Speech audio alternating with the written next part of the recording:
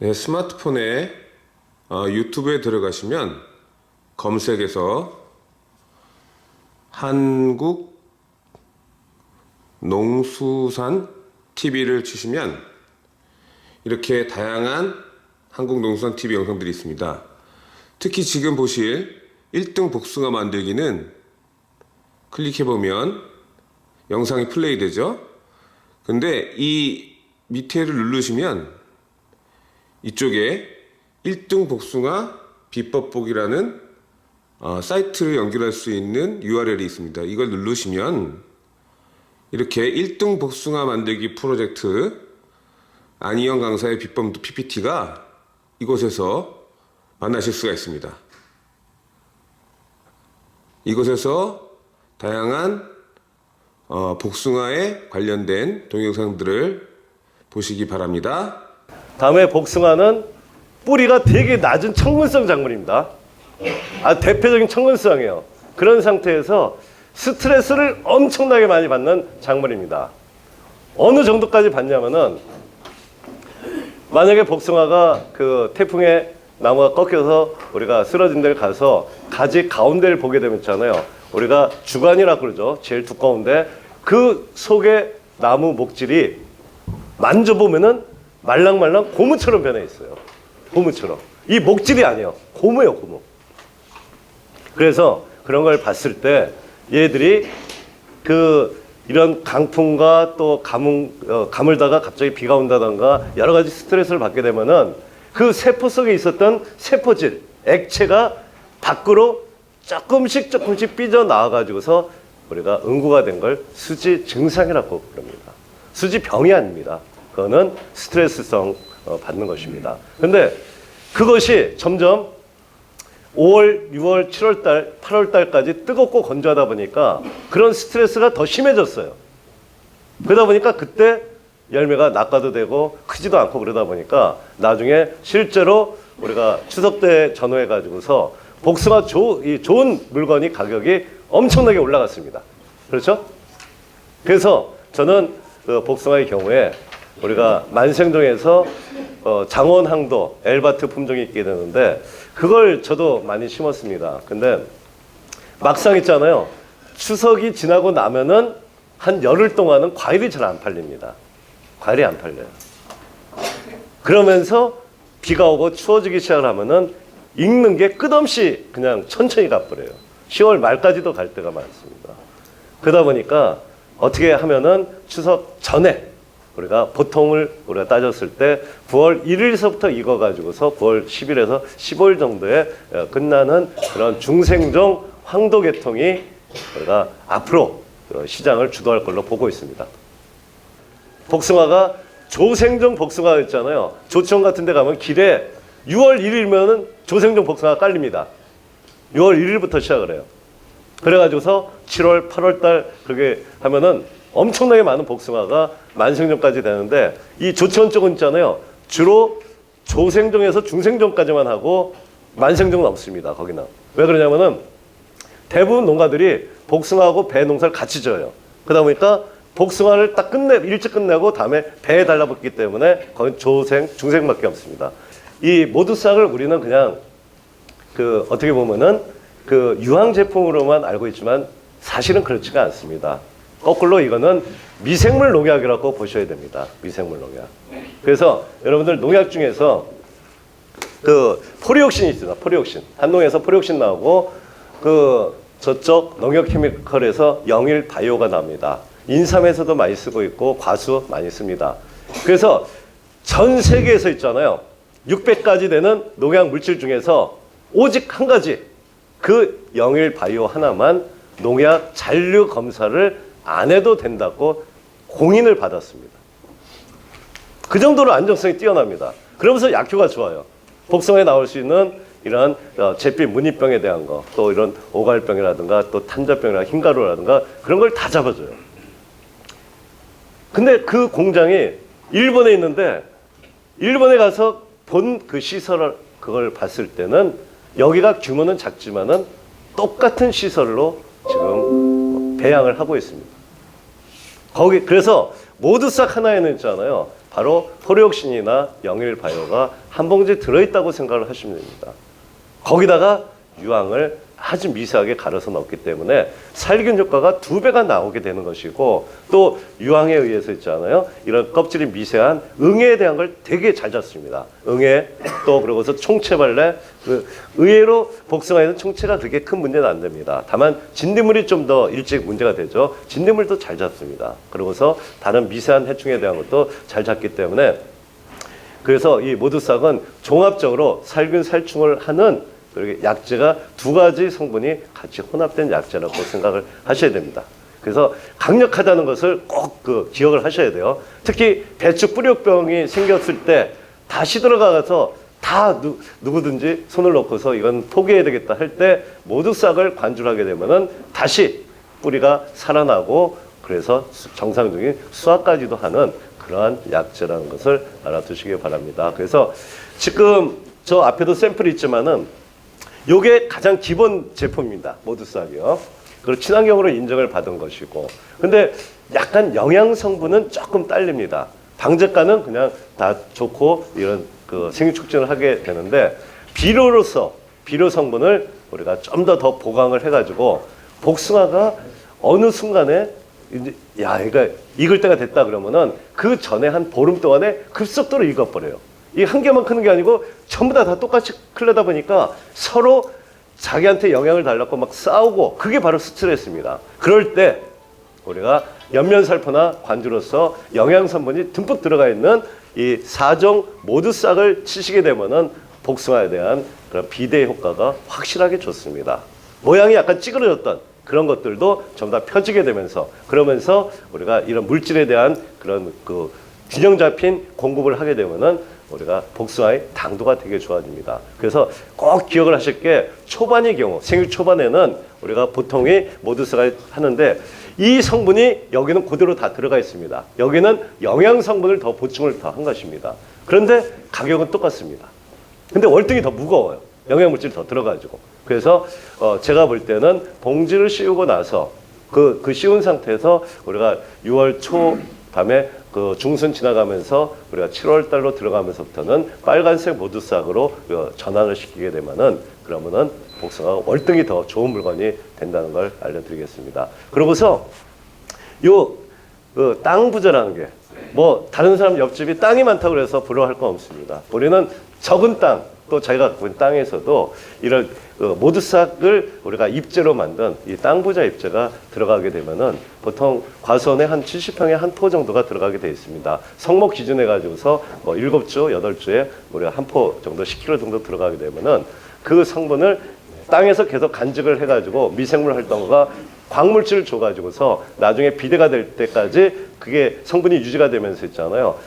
우리가 확실하게 비대가 될 때 땅에서도 같이 영양분이 같이 협공으로 올라가게 되면은 물건이 좋은 물건이 나오게 된다는 걸 알아두십시오. 자, 그래서 뭐 등록 사항이 있잖아요. 지금까지 14개 작물에 21개 병해충에 동시에 등록이 되어 있습니다. 근데 보게 되면은 해충, 응애도 돼 있고, 또 뭐 총체도 돼 있고, 다음에 제피곰팡이 뭐 여러 가지 병에 다 등록이 다 돼 있습니다. 한 가지 약이 그렇습니다. 이거는 우리가 작년도까지 이렇게 등록을 했고요. 올해 상반기에 있잖아요. 이 상반기에 보게 되면은 우리 과수 분야에서 복숭아 제빛 문일병에 또 새롭게 또 등록이 됩니다. 뭐 포도에 대한 거, 흰가루, 오디에 대한 거, 오디 균핵병이 되게 어려운 겁니다. 오미자에 대한 거. 이런 우리가 우리 주변에서 재배를 많이 하고 있지만 그동안에 제대로 된 이런 친환경 약재가 없었는데, 그런 병해충에 대해서 전부 다 추가 등록을 한다는 것만 잘 알아두십시오. 16개 작물에 19개 병해충에 추가 등록을 하게 되고요. 그래서 과수원에 이렇게 생기는 곰팡이성 병에 대한 것은 다 잡습니다. 대흑성병에 대한 것부터 시작을 해서 뭐 탄저병에 대한 거, 또 그러면서 오디 균핵병, 이 오디 균핵 하얗게 되면은 하나도 수확을 못하죠. 이런 거에 대한 거, 그다음에 진딧물이라든가 응애에 대한 거. 특히 응애는 있잖아요. 얘들이 습성이 그 나무의 가운데로 들어갑니다. 이 응애가 가에는 별로 없어요. 근데 보게 되면은 이 밑에서 우리가 가지가 이 땅에서 올라오는 게 흡지가 좀 나오는데, 그걸 놔두게 되면은 응애가 쭉쭉 위로 많이 올라갑니다. 그래서 그런 걸 따준 상태에서 특히 이 모두싹을 치게 되면 응애 구경을 못할 정도로 아주 깨끗합니다. 항상 우리 과수원에서는 6월 15일, 다음에 8월 15일 두 번에 걸쳐가지고 제일 뜨겁고 건조할 때요. 매년 보게 되면 그때 나무 안쪽에 이파리가 노란색을 띠게 되면 전부 다 응애입니다. 응애요. 그게 별거 아닌 것 같지만은 나무의 수세를 떨어뜨리고 영양분을 없애기 때문에 나중에 비대가 잘 안 되게 돼 있습니다. 그런 것에 대해서도 방제가가 상당히 잘 나오게 되고요. 그래서 여기 청공병에 대한 거, 실제로 청공병은 세균성 병입니다. 그리고 복숭아에서 청공병만 제대로 잡게 되면은 한 50%를 더 거의 다 잡은 거나 마찬가지입니다. 그리고 막상 저걸 모르고 또 일하는 사람들이 봉지를 씌우게 되면은 나중에 저거는 제대로 수확을 못하게 되기 때문에 손실이 많습니다. 그래서 이러한 그 청공병이 생기는 거에 대해서 세균적으로 방제가를 우리가 높이는 그 작업도 많이 합니다. 직접적인 살균보다는 이런 곰팡이를 잡고 또 그러고서 우리가 혼합해서 줄 수 있는 방제 체계를 만들었습니다. 좀 더 세균하고 곰팡이를 동시에 잡을 때 좀 뭔가 우리가 좀 위험하다 그럴 때는 거기에다가 우리가 또 추천을 할 수 있는 약재하고 같이 혼합을 하게 되면은 청공병에 대한 방제가를 상당히 높일 수가 있습니다. 그리고 우리가 여기 그 오갈병서부터 시작을 해서 복숭아에 생기는 여러 가지 병해충에 대해서 동시에 방제가 되는데 그 중에서 이 노린재가 점점 많아지고 있어요. 그렇죠? 또 심식나방하고 순나방도 많아지고 있습니다. 이렇게 크기가 큰 벌레에 대해서는 우리가 전형적인 약재, 살충제를 혼합을 해서 뿌리는 것이 더 낫습니다. 예. 자, 이게 병충해 피해가 없는 복숭아입니다. 깨끗하죠? 정형과가 되어야 됩니다. 자, 이 점에서 얘들이 5월 달에 이제 1차, 2차 적과를 하고 이제 6월 달로 들어가서 마무리 적과를 한 다음에 봉지를 씌우게 되는데요. 그때쯤이 있잖아요. 씨가, 속에 씨가 그동안 하얘가지고서 이게 말랑말랑 거렸던 씨가 이 두 개가 양쪽으로 붙어 있는데 그게 딱 달라붙으면서 딱딱해지는 시점으로 들어가게 돼 있습니다. 그걸 6월 6일 현충일을 그 기점으로 해서 보시면 됩니다. 근데 그 시점에 뭔가 뿌리에 장애를 준다던가 또 아니면은 우리가 비료를 좀 질소질 이런 걸 준다던가 아니면 그동안은 그 유박이 누적됐던 게 뿌리에 더 장애를 준다던가 또 아니면은 물을 너무 안 주다가 갑자기 확 준다던가 또 그 다음에 뭔가 영양제 중에서 기능성이 너무 높은 거 스티뮬레이터라든가 양명원이라든가 그런 것을 너무 세게 주게 되면은 그쪽으로 많이 맞은 쪽은 더 큰일 났고 그러고 안 맞은 쪽은 적게 큰일 나다 보니까 이게 접합점이 어긋나게 돼 있습니다. 어긋나게. 그러면은 거기 틈이 벌어지게 되면은 그쪽으로 물이 들어가면서 얘들이 우리가 갈라지게 돼 있습니다. 그게 헤카리입니다.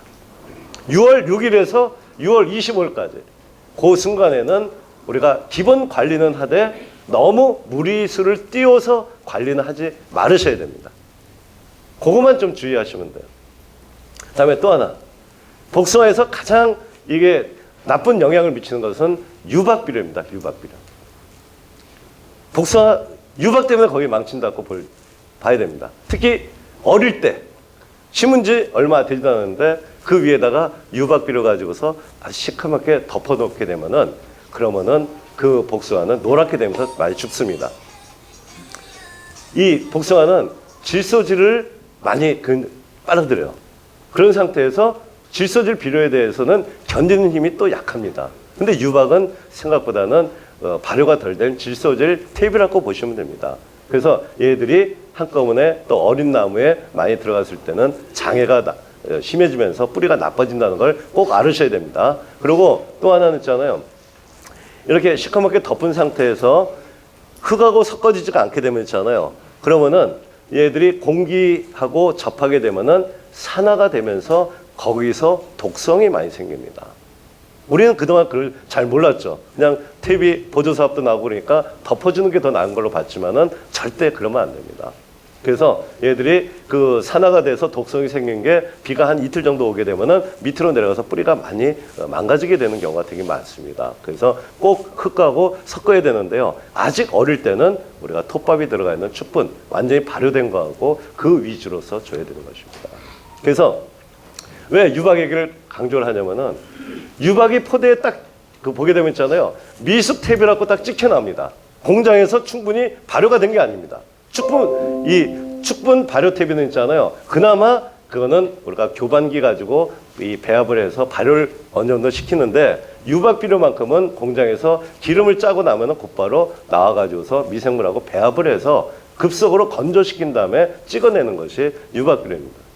그것으로 인해서 뿌리가 망가진 경우가 너무 많고요. 복숭아는 흡비력이 강한 상태에서 이 질소질이 많게 되면은 곧바로 가지가 위로 서면서 도장지가 많이 생겨버려요.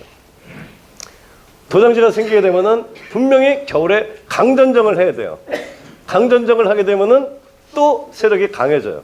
이게 악순환을 하는 게 우리가 복숭아입니다. 그리고 우리가 복숭아는 무릉도원이라고 그럽니다.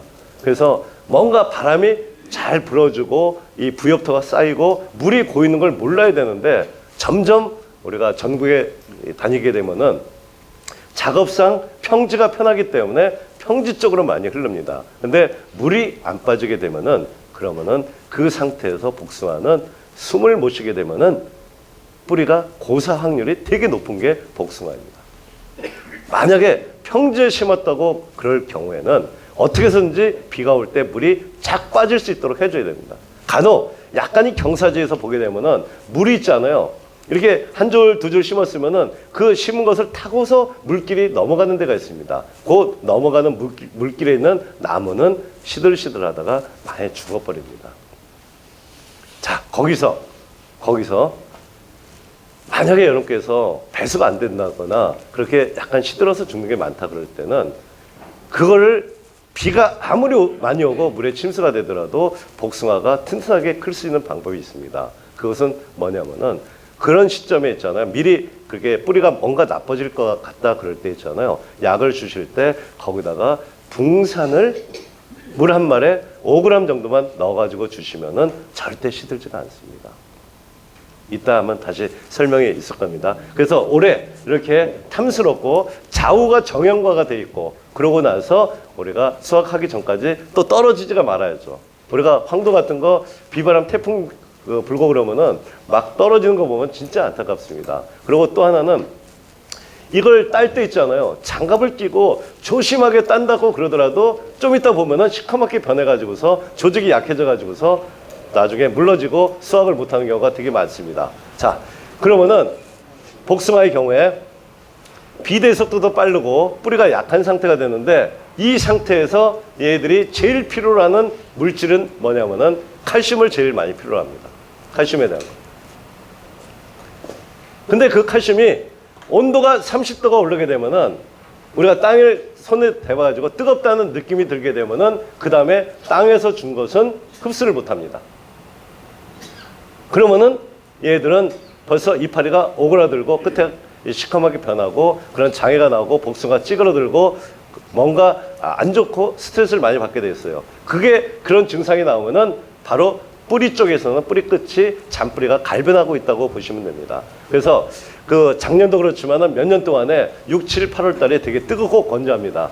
이 순간에 여러분께서 야, 날씨가 진짜 덥다. 그 생각이 딱 들었을 때는 복숭아에서 해야 될 것은 바로 칼슘을 딱 뿌려주는 것입니다. 다음에 또 하나.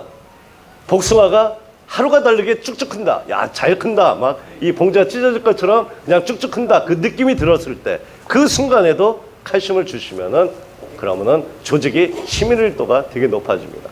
다음에 또 하나.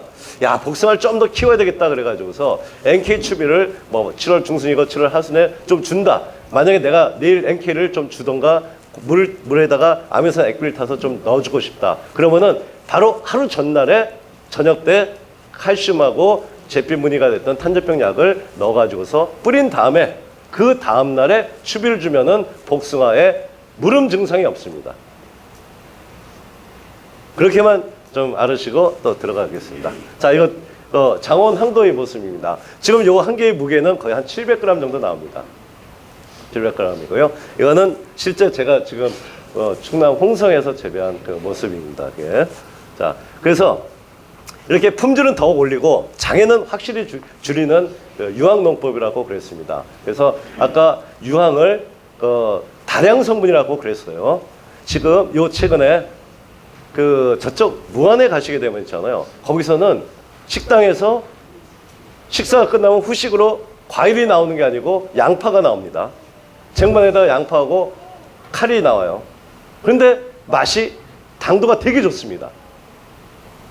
그 이유는 바로 바닷물이 증발되면서 무한 쪽으로 계속 매일매일 연면 시비를 해주기 때문에 그 바닷물의 97%가 물이고 3%가 마그네슘하고 칼슘하고 유황입니다. 그게 들어가면은 당도하고 맛이 그렇게 좋아집니다. 근데 그 양파밭에 바닷가보다 약간 안쪽에 들어온 양파밭에서 요즘에 쭈꾸미병이 많이 번지고 있습니다. 그 혹시 쭈꾸미병 아세요? 양파하고 마늘 이런 파 종류에서 있잖아요. 얘들이 이파리가 쭉쭉 뻗는 게 아니고 쭈꾸미처럼 쭈글쭈글해지는 게 쭈꾸미병입니다. 그 피해가 심각할 정도로 많습니다. 그게 바로 유황 부족입니다. 제대로 성장을 하는데 물질이 이동을 해야 되는데 이 무한처럼 연작을 많이 하는 데서 우리가 유황 공급을 그동안에 미량 성분으로만 소량을 공급하던 아예 공급을 안 했을 때 나오는 장애 증상이 쭈꾸미병입니다. 그 혹시 쭈꾸미병 아세요?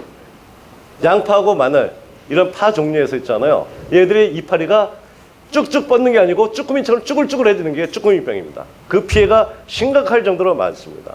그게 바로 유황 부족입니다. 제대로 성장을 하는데 물질이 이동을 해야 되는데 이 무한처럼 연작을 많이 하는 데서 우리가 유황 공급을 그동안에 미량 성분으로만 소량을 공급하던 아예 공급을 안 했을 때 나오는 장애 증상이 쭈꾸미병입니다. 그게 이러한 우리 복숭아가 됐던 여러 작물에서도 똑같이 그런 증상들이 나오고 있습니다. 오죽하면은 미량 성분에서 왜 다량 성분을 올렸겠어요. 그래서 제가 볼 때는 이게 유황에 대한 공급에 대한 걸 우리는 더 신경을 더 써야 되고요. 그래서 이런 복숭아 우리가 재배의 발전 방향은 조중 만생종 재배 전문 농장 만들기 쪽으로 해서 우리가 수확 일수를 좀 더 늘려가지고 한다는 것을 알아두시고요. 다음에 토양 시비 관련 우리가 이런 토양에 대한 것을 더 투자를 해야 됩니다. 복숭아의 토양이 의외로 되게 힘듭니다. 가서 보게 되면은 복숭아 여름에 다 매달린 채로 시드는 것이 너무나 많습니다. 토양 관리, 염류 관리, 또 이런 뿌리 관리, 이런 미량 성분 관리, 미생물 관리에서 너무나 지금 이게 좀 답보 상태가 있기 때문에 그렇습니다. 그걸 우리가 해야 되고요. 다음에 당도, 색태, 크기, 맛, 보구력, 증대 기술을 우리가 개발을 해야 됩니다. 이제 황당하다는 얘기를 여러분께서는 항상 하셔야 돼요.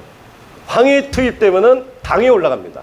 그래서 황당하다는 얘기를 이제 앞으로 복숭아 하실 때 조금씩 한번 해보시기 바라겠습니다. 다음에 이런 장애 원인과 예방 기술로 안정 생산하는 거고요. 다음에 병충해 방제 매뉴얼에 대한 개발을 해야 됩니다. 이따도 한번 보여드리겠습니다. 병충해에 대해서 PLS는 등록 약제를 우리가 사용을 하는 것입니다. 왜 등록 약제를 이렇게까지 강조를 하느냐? 수입 농산물을 막기 위해서도 한다 그렇게 하겠지만은 실제로 그 사용하는 농약에 대해서 있잖아요. 우리가 잔류 검사를 해가지고서 이것이 인체에 그래도 이런 영향을 미치는 것이 미비하다. 그런 농도와 다음에 그 약제 성분하고 그걸 다 감안을 해가지고 그것을 분석을 해서 등록 약제를 만들어내고 있습니다. 그래서 그것이 농약회사에서 할 때는 하나의 그 약제를 만들 때 한 5년 정도가 걸리게 되는데 이것이 우리가 PLS를 하면서 너무나 그 등록 약제가 없는 작물들이 많다 보니까 그것을 직권 등록을 해가지고서 우리가 1년 만에 등록을 했습니다. 다행히 복숭아는 그동안에 등록 약제가 많지도 않고 적지도 않고 중간 정도였어요. 근데 그 중에서 우리가 세균성 병을 잡는 약제가 그렇게 많지는 않았습니다. 그러고서 또 해충에 대한 것도 그래서 그런 것을 신규로 등록한 약제 그 중에서 그 등록 약제만 보는 게 아니고 우리는 그 중에서 약효를 따질 줄 알아야 돼요. 약효를. 작년도에 나방을 잡겠다고 거기다가 하도 안 들어가지고서 바이킹에다 거기다 어쩌면 아바메킨도 넣고 또 에이팜도 넣고 그래도 벌레들이 안 잡혔습니다. 근데 그런 거에 대해서 또 뭐가 되냐면은 또 새로운 약이 나오는 상태에서 우리가 딱 봤을 때 좀 더 친환경적으로 방지할 수 있는 여러 약재들이 지금 많이 나오고 있습니다. 그래서 그런 거하고 결합을 해가지고서 실제로 등록 약재와 더불어서 친환경 약재를 결합을 시켜가지고서 약효를 더 상승시킬 수 있는 작업을 해야지만이 우리가 해충에 대해서 또 병에 대해서 초기에 우리가 확실히 방제를 해야지만이 우리가 안전하게 재배를 할 수 있습니다. 그런 매뉴얼을 만들어야 됩니다. 이게. 그래서 저는 확실하게 중생, 중백이 됐던 우리가 만생령이 됐던 있잖아요. 택배에 적합한 그 정도의 경도하고 맛을 충분히 우리는 만들 수 있다고 좀 보고 있습니다. 그래서 전국 어디든지 이 전주 명품 복숭아가 우리가 움직일 수 있도록 만들어야 되겠습니다. 이제 요 표를 글씨가 작아서 안 보이겠지만은 요거 하나는 꼭 알아야 돼요. 이제 이걸 이해를 할 수 있으면은 우리는 다 전문가가 될 수가 있습니다. 그 중에서 요 빨간색을 잘 보시죠. 빨간색. 요 빨간색 있잖아요. 뿌리가 자라는 속도하고 그 시기별로 그걸 그린 겁니다. 살짝 여기 튀어 올라왔죠. 여기가 9월, 10월 달 했잖아요. 추근이라고 그래서 가을 뿌리가 조금 나오다 말고 없어져 버려요. 그리고 실제로는 우리는 꽃눈이 있잖아요. 7월 달 정도에 꽃눈이 하순 정도에 생깁니다. 근데 7월 달에는 뿌리가 거의 안 나오고 바닥을 기고 있습니다. 뿌리가 힘이 없어요. 힘이. 근데 우리는 복숭아가 빨리 크라고 더 맨날 기도를 하고 있는 그런 상태입니다. 그런 점에서 바로 요 시점에서 우리가 복숭아가 중생종은 8월 초 중순 이때 있죠. 만생종 9월 달에 있는데 그래서 이 비대가 들어가기 직전에 뿌리가 이렇게 힘이 약할 때 이때 뿌리를 보호해주는 기술이 되게 중요한 기술입니다. 다음에 또 하나는 춘근이라고 해서 봄에 뿌리가 뻗는데 실제로는 2월 중순이면은 벌써 뿌리가 움직입니다. 그 움직일 때 새로운 뿌리를 발생시킬 때 그 끝으로 반드시 붕소 성분이 들어가야 돼요. 붕소 성분. 만약에 여태까지 붕사비료를 안 뿌렸다 그러면은 붕사비료를 제일 먼저 뿌리는 게 제일 급선무입니다. 전정한 가지 끝에서 밑으로 내려가는 부분이 잔뿌리가 거의 생기는 부분입니다. 가운데보다도 그쪽을 해가지고서 붕사비료만 잘 주더라도 여러분께서는 봄의 뿌리가 월등히 더 튼튼해지고 더 많이 나가게 되어 있습니다. 이걸 강조하는 것은 뭐냐? 나중에 이 뿌리가 이렇게 약할 때 지상부는 그래도 우거져 있습니다. 근데 이 뿌리가 너무 약하고 그러면은 이 상태에서 갑자기 열매 쪽으로 클라고 힘이 쏠리게 되면은 결국 뿌리가 약해졌을 때 복숭아 시드는 경우가 너무 많습니다. 그래서 봄의 뿌리를 우리는 할 수 있는 방법을 다 동원해서 최대한 뻗게 하고 또 미세근을 만들게 되면은 토양 속에서 수분 조절과 양분 조절을 원활하게 하면은 스트레스를 받지 않고 노화가 되지 않은 상태에서 얘들은 복숭아를 수확을 할 수 있게 되는 것입니다. 그 원리 때문에 바로 지금 시점까지 우리가 붕사는 사실 2월 말까지 줘야 되는 거고요. 그 상태에서 우리가 2월 말 3월 달로 들어가면서부터 완숙 퇴비를 주는 작업, 유박의 경우에서도 일반 유박보다는 혼합 유박을 줘야 되고 그 유박을 있잖아요. 바로 1년 전에 유박을 구입을 해야 됩니다. 지금 많은 하우스 농가들은 1년 전에 다 구입을 합니다. 과수는 그래도 그나마 좀 괜찮은데 그래도 여름에 구입을 해서 완전 발효시킨 다음에 넣게 되면 괜찮습니다. 많은 질문들이 유박을 11월 달에 내는 게 나아요. 12월, 1월, 2월 언제 내는 게 낫냐고 그렇게 물어보는 사람들이 되게 많습니다. 그 이유는 바로 분해가 안 됐기 때문에 온도가 낮은 시점에 미리 일찍 뿌려가지고서 서서히 분해를 시켜가지고서 그게 올라오는 것인데 되게 위험합니다. 유박을 잘 써야 되는 거고요. 그런 점에서 이 봄에 뿌리가 탄력을 받을 때 붕사가 비료가 하면서 새 뿌리가 나올 때 여러분께서는 항상 새 뿌리를 생각을 하셔야 돼요. 뭐냐면 뿌리가 나갈 때 좀 더 추가적으로 이파리가 이제 영양분을 흡수할 때가 되게 되면 있잖아요. 뭐 4월 중순 정도 되게 되면은 1차적으로 약을 주실 때 뿌리 밝은제를 주는데 그 이름이 새 뿌리입니다. 뭔가 뿌리가 더 탄력을 받도록 충격을 주듯이 하는 그러한 뿌리 밝은제 1차로 든다는 걸 그걸 꼭 알아두시기 바라겠습니다. 그러고서 이 바닥에 땅부자 입자가 들어가게 되면은 땅부자에는 상당히 많은 우리가 종류를 헤아릴 수 없을 정도로의 많은 무기물질, 광물질들이 들어가 있습니다. 그런 것들이 유황하고 작용을 해서 서서히 올라가기 때문에 균형을 맞춰줘요. 많은 분들이 있잖아요. 우리가 뭐 어떤 데서 개분도 넣고 그 위에다가 21-비료도 넣고 막 여러 가지 질소들이 좀 많이 들어가는 데가 너무 많습니다. 근데 실제로는 우리가 점점 이 복숭아를 명품으로 만들려고 그러면은 기비는 약간 줄인 상태에서 기능성 있는 기비, 다음에 완효성적인 기비 그런 걸로 간 다음에 중간에는 우리가 액비로 공급하는 형태로 넘어가야 될 걸로 보고 있습니다. 자, 그래서 건전한 건강한 토양이죠. 토양을 만들어 가지고서 우리가 이게 뭐냐면 이 땅 부자 입재 가지고서 우리가 과수원 100평에 10kg짜리 한 포 정도 우리가 들어가게 되면은 상당히 균형적인 영양 관리가 된다는 것만 알아두시고요. 그래서 물리성과 화학성과 이런 생물성 이런 것들이 전부 다 좋아지게 되기 때문에 지금이 이때가 뿌릴 시점입니다. 자, 여기 보시게 되면은 이렇게 물이 고이게 되게 되면은 복숭아는 다른 어떤 작물보다도 물이 고여서 숨을 못 쉬게 되면은 뿌리가 갈변되는 게 복숭아입니다. 그래서 무릉도원처럼 고온 지대에다가 심는 게 복숭아예요. 바람이 길을 만들어 놔야 돼요.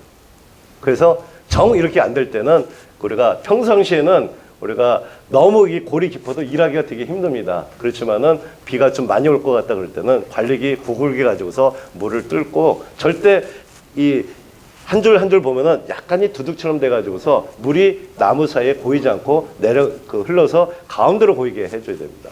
거의 이렇게 되면은 유박이나 이런 질소질이 많은 물들 있잖아요. 한쪽으로 다 몰려요. 그리고 흙이 패여가지고서 물이 고인 데 쪽에서는 복숭아 고사 위험이 되게 많습니다. 그러고서 미리 여름 전정을 통해서 밑에 하엽이라든가 가지, 불필요한 가지에서 통풍이 되게끔 해주는 작업을 해야 됩니다. 지금 여기 보시게 되면은 이것도 벌써 열매를 이제 거의 다 매달아 가지고서 한참 크다가 이렇게 고사되는 것은 결국은 평지에서 초생 재배를 할 때 물이 고이는 쪽에서 거의 그 장애가 나옵니다. 근데 아까도 얘기했지만은 이 순간에 한 두 가지 방법이에요. 하나는 우리가 새뿌리라든가 여기 지금 이게 새뿌리입니다. 또 근력이라든가 이런 그 뿌리 활력을 높이는 이런 물질들을 우리가 그 전에 관수를 해주는 방법하고 또 아니면은 우리가 붕소가 뿌리 끝을 되게 보호를 하고 물에 잠기더라도 어느 정도 얘들 견딜 수 있도록 해줍니다. 그렇게 하면은 복숭아에서는 결국은 결주를 없애는 게 우리가 더 소득이 높이는 길입니다. 이게. 자, 새뿌리 밝은 데라고 나와 있고요. 자, 그래서 이 배수 관리를 잘 해야 되고요. 그래서 물 빠진 개선을 하게 되면 잔뿌리가 이렇게 많습니다. 뿌리가 하얀 색깔로 좋아야 된다. 이 정도까지 뿌리가 좋아야 되는 것입니다. 이렇게만 되면은 복숭아 걱정이 없죠. 이 뿌리를 고온이 됐을 때도 우리가 유지를 시켜야 되는데 아까도 한번 얘기했지만은 온도가 극고온이 돼서 35도 이상 올라가게 됐을 때 그 순간에 이 땅에서 칼슘이 흡수가 안 되고 광물질이 흡수가 안 되면 뿌리가 금방 갈변을 해버립니다. 그리고 갈변을 했다가 그것이 나중에 복숭아 익을 때 힘이 떨어지다 보니까 낙과가 심해지는 거예요. 그래서 아까 7월달이 뿌리가 힘이 제일 없을 때 있잖아요. 그 순간에 7월달에는 야 어떤 걸 뿌릴까 좀 애매할 때 그런 순간에는 아까 새뿌리 밝은 데를 한 번 정도 더 주는 작업을 하면은 뿌리가 유지가 됩니다. 자 이렇게 하고 그래서 아까 이게 황이 있잖아요. 예전에는 이게 미량 성분에 속했었는데 얘들이 그 어느 순간에 다량 성분으로 갔었고요. 이것이 부족하다 보니까 지력이 떨어지고 그 상태가 안 좋았습니다. 그 어떤 집을 가서 보게 되면은 약간 경사지에다 심다 보면은 뿌리가 별로 좀 이렇게 감을 때 물을 안 주게 되면은 뿌리가 안 좋죠. 그런 나무들 보게 되면 껍질이 다 우들우들 터져 있고 막 이 상태가 되게 안 좋은 그게 윤기가 나지가 않습니다. 그래서 그런 토양일수록 뭔가 이 물질들이 잘 움직이고 공급이 될 수 있도록 해줘야 되는데요.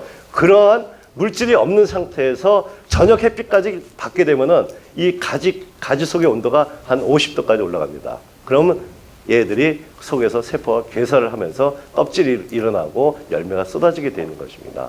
그럴 때 우리가 바닥에서 유황이 칼슘을 끌고 올라가요. 자기만 올라가는 게 아니고 여러 가지 물질들을 같이 끌고 올라가기 때문에 우리가 상태가 좋아지죠. 그래서 항상 유황을 주는 것도 중요하지만은 제일 뜨겁고 건조하다 느낄 때 저녁 시간대에 우리가 흡수력이 높은 칼슘을 우리가 혼용을 해서 연면살포를 꼭 해준다는 것을 알아두셔야 됩니다.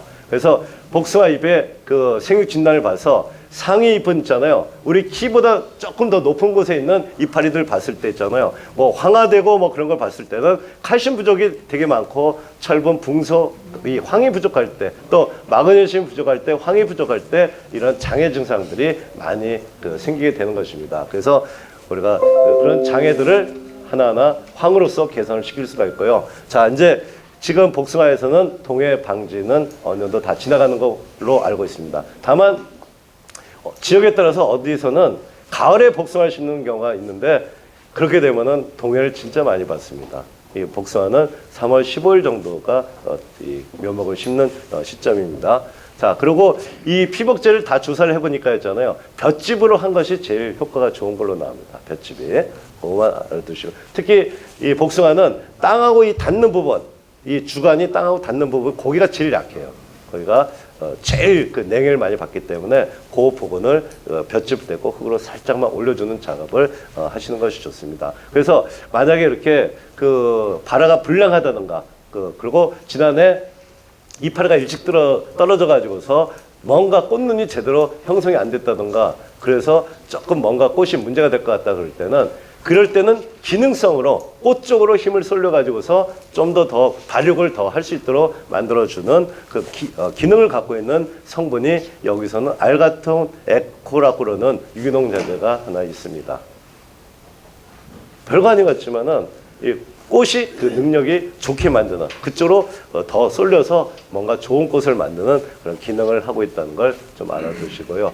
그래서 저온 장애 여러 가지가 있습니다. 뭐 상에서부터 여러 가지가 있는데 여러분이 하나 알아야 될 것은 두 가지 방법이야. 만약에 된소리가 내렸어요. 그러면은 그 순간에는 모든 충격 때문에 힘을 놓고서 뭐냐면은 이 꽃들도 망연자실하고 있습니다. 그럴 때는 활력을 높일 때는 기능성 물질로 아까 알가톤 에코 그걸 주는 방법 하나하고 다음에 하나는 아미노산제를 주는 방법 두 가지가 있습니다. 두 가지. 그리고 특히 있잖아요. 요 시점을 지나가서 약간 어렸을 때 열매가 착과가 이제 됐을 때 그 순간에는 한 번 정도는 순도가 높은 아미노산제를 꼭 한번 준다고 생각을 하셔야 돼요. 뭐냐면은 꽃이 피고 나서 한 달 동안에 있잖아요. 한 달 동안에 그 복숭아가 그 몸에 들어있는 세포 숫자가 다 결정이 나버려요. 그때 핵분열을 일으키듯이 복숭아가 있잖아요. 이 숫자가 그때 결정이 돼버립니다. 약간 길쭉하게 된 상태에서 세포가 꽉 차게 되면 있잖아요. 그러면은 나중에 그 복숭아가 8월 달에 클 때 있잖아요. 숫자가 많은 복숭아들은 원활하게 조금씩만 커도 복숭아가 잘 커요. 근데 그때 숫자가 적게 되면은 하나가 너무 커져야 되다 보니까 그 상태에서 비료가 더 들어가게 되고 또 조직이 물러지면서 누르면은 푹푹 들어가면서 우리가 물러지는 것이 그래서 그렇습니다. 그래서 어떤 점에서 우리가 전주 복숭아를 그동안에 우리가 복숭아 축제도 8월 초에 하고 그랬었는데 가서 보게 되면은 이 잿빛 무늬병, 회성병하고 손자국이 너무 많이 나는 물러지는 게 너무 많습니다. 그런 부분들 있잖아요. 조직을 꽉 차게 만들려고 그러면은 황을 제대로만 쓰게 되면은 조직이 꽉 차집니다. 그리고 손자국이 나질 않습니다. 자, 그런 점에서 우리가 이걸 하시고 다음에 여기서 세포 발육기가 수정을 하고 꽃이 수정되고서 30일 동안에 세포 분열을 해가지고서 이때 우리가 뭐냐면은 세포 숫자가 결정이 된다는 거. 그리고 경액기는 6월 25일까지입니다. 그래서 6월 5일에서 6월 25일까지를 너무 무리수를 띄우지 않는다고 했습니다. 그럼 그 다음에 6.25가 지난 다음에 그 시점에서 딱 가지를 봐가지고 얘들이 그 전까지는 좀 세력이 좋게 올라갔지만은 이 상태에서 더 세력이 세지게 돼버리면은 도장지로 다 바뀝니다. 그 시점에서부터는 뿌리도 약해지기 때문에 뿌리가 점점 7월달에 약해지는 쪽으로 흘러가는데 도장지만 더 강해지면은 지상구만 생육이 되게 많아지고 뿌리가 무리수를 느끼게 되면은 나중에 복숭아가 많이 망가집니다. 그래서 6월 25일 기준해 가지고 그때서부터는 약간은 세력이 약해져 가지고서 6월 말에는 가지가 이제 더 이상 좀 뻗고 확 크는 것이 없어져 가지고 자연스럽게 이 수영이 잡히는 과정을 밟아 가야 됩니다. 만약에 딱 봐서 싸가지가 그렇게 아니다.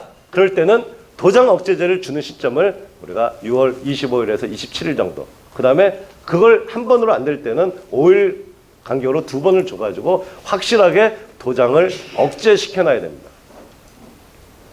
그것이 좀 잘 안 된 부분들이 많습니다. 그렇게 되면은 여름에 너무 높아지는 상태에서 그늘이 지다 보면은 그 상태에서 병이 많아지게 되고 회성병이 되게 많아져요.